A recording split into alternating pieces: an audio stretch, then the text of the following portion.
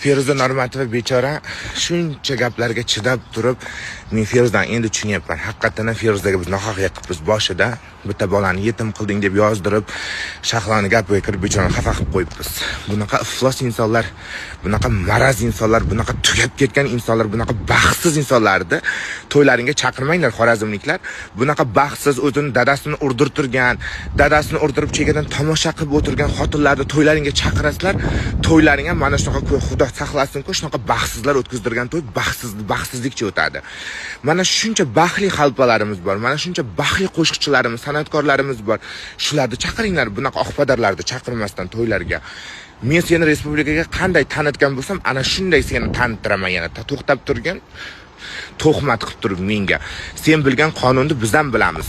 Hech qaysi ota farzandidan voz kechmaydi. Nimaga farzanddan voz kech deysan? Sen dadangga urdirib oqpadar bo'ldi, hamma oqpadar bo'lsin degani emas-ku. Baxtsiz insonsan, baxtsiz Shahlo.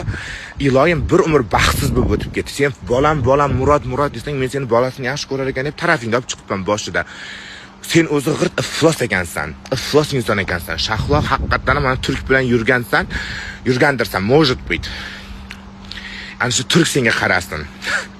Men seni tarafingda olib turib qo'y, farzandi ekan deb turib Feruzani yomon ko'ribman. Feruza bechorani qaranglar, indamay o'tiribdi, baxtli bo'lib turib. Hurmatli Xorazm xalqi, bunaqa baxtsiz insonlar to'yga chaqirmanglar, iltimos. Sharmanda dadasini urdirib turgan oqpadarlarni to'yga chaqirtirmanglar, iltimos.